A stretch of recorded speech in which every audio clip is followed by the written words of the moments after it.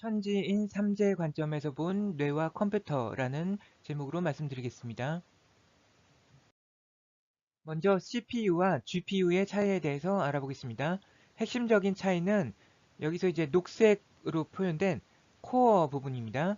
CPU는 소수의 멀티플 코어가 시퀀셜하게 직렬적으로 작동하고 GPU는 엄청나게 많은 코어가 패러럴하게 병렬적으로 작동합니다. 코어에는 ALU, Arithmetic Logic Unit이라는 회로가 있는데 이것은 연산을 하는 장치입니다. 컴퓨터에 대한 이해를 바탕으로 뇌의 천지인 삼재 디자인에 대해서 생각해 보겠습니다. 천에 해당하는 것은 GPU이고 대뇌 피질입니다. 사람이 그래픽을 처리할 일은 없으니 주로 언어로 표현되는 상호작용을 담당할 것입니다. 인에 해당하는 것은 CPU이고 림빅 시스템입니다. 에고, 자아의식이 주로 활동하는 영역이라고 볼 수 있습니다. 지에 해당하는 것은 컨트롤 버스, 여기 부분이고 브레인스템입니다. 데이터 버스는 신경계라고 할 수 있을 것입니다. 그리고 여기에서 네트워크라는 요소는 우주의식, 우주지성과 관련되어 있다고 볼 수 있을 것입니다. 네트워크에 연결된 컴퓨터와 마찬가지로 인간의 뇌는 우주의식이 깃들어서 연결된 상태인 것입니다. 에고의 역할과 기능에 대해서 생각해 보자면 에고는 나의 특성에 대한 집합으로 정리할 수 있고 이 집합을 기준으로 모든 입력을 호학의 호오의 감정으로 좋고 싫음의 감정으로 전환하는 것이 림빅 시스템의 역할입니다. 이러한 감정은 항상성을 제어 유지하는 자동차의 핸들 역할을 합니다. 에고는 자동차의 운전자이고 단일 코어 CPU의 특성에 가까운 성질을 지닙니다. 자동차 운전하는데 한눈을 팔면 위험하기 때문에 에고는 오직 이 작업에만 전념하게 되고 GPU처럼 여러 가지 일들을 병렬 처리하는 데는 약합니다. 카트라이더 같은 자동차 운전 게임에서 보면 핸들은 기본적으로 저울의 디자인을 가지고 있습니다. 중심 중립 상태에서 어느 쪽으로 무게를 실어주는가에 따라서 이쪽으로 진행하는 방향을 결정하게 됩니다.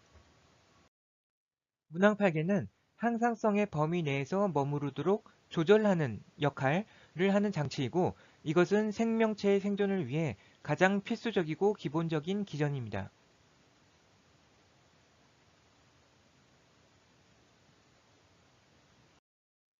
이 고전적인 헬리콥터 게임은 문항8개의 디자인이 적용된 예로서 근본적으로 자동차 게임과 전혀 다를 것이 없습니다.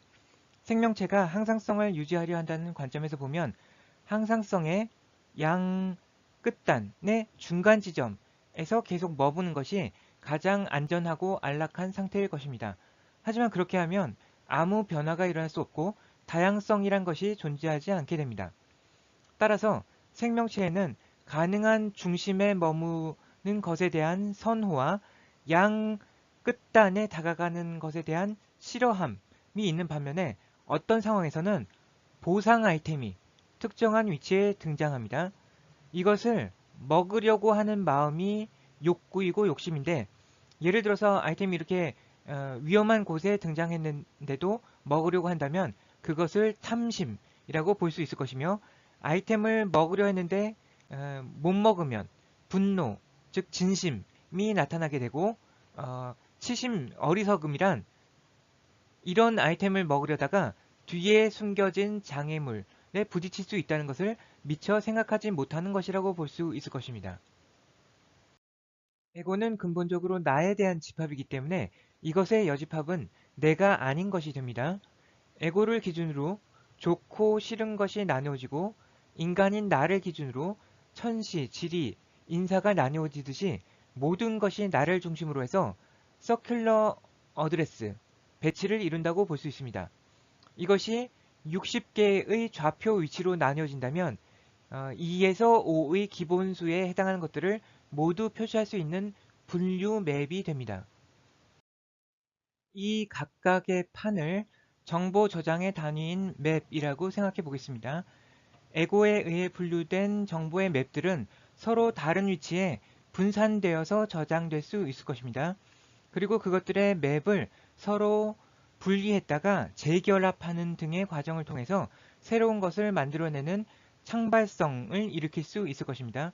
신구도에 나온 지지삼합의 그림이 이러한 관계를 나타내는 것으로 생각해 볼 수 있으며, 뇌가 스파스 디스트리뷰티드 메모리를 형성하는 기전과 상통하는 것으로 생각됩니다. 스파스 디스트리뷰티드 메모리는 서로 다른 뉴런들의 조합에 의해서 정보가 표현되는 것인데, 이 그림에서 보인 5개의 판에서 각각에서 이제 12지지 중 어떤 것이 나오는가에 따라서 정보가 이제 전체적으로 정보가 달라지는 스파스 디스트리뷰티드 메모리를 형성할 수 있는 것입니다. 이것은 신구도에 나온 지지삼합의 그림이 어떻게 스파스 디스트리뷰티드 메모리로 작동할 수 있는지를 보여주고 있습니다. 옆에 판, 맵 2개만 더 있으면 이 그림과 이 그림은 동일한 그림이라고 봐도 무방할 것입니다. 더 고차적인 차원에서도 가능한데, 이것은 Hierarchical Temporal Memory의 작동 방식입니다. 지금까지 살펴본 바에서 하늘의 별들의 생성 원리와 뇌에서의 메모리의 생성 원리, 그리고 풍수지리에서 도시와 문명의 생성 원리가 모두 네트워크상에서 정보들이 이루는 어떤 관계와 관련성에 기반하고 있을 것으로 추정되고, 이것이 천지인의 공범률일 것으로 생각됩니다. 주어진 컴퓨터를 보다 잘 활용하기 위해서는 시퀀셜한 CPU에 대한 부담을 줄이고 패러럴한 GPU를 보다 적극적으로 활용할 필요가 있습니다. 더불어서 네트워크로 연결된 서버나 클라우드에서 처리할 수 있는 일은 맡기는 것도 한 가지 방법이 될 것입니다. CPU가 진꾀에 가까운 엔진이라면 GPU는 손꾀에 가까운 엔진이라고 볼 수 있습니다. 이러한 특성을 잘 파악해서 상황에 따라서 각 장치들의 장단점을 잘 활용할 필요성이 있을 것입니다. 오늘 말씀드린 부분까지가 지금 쓰고 있는 책의 도입 부분으로서, 이를 바탕으로 앞으로 본격적으로 동서양의 철학에 관련된 이야기들을 전개해 보도록 하겠습니다. 들어주셔서 감사합니다.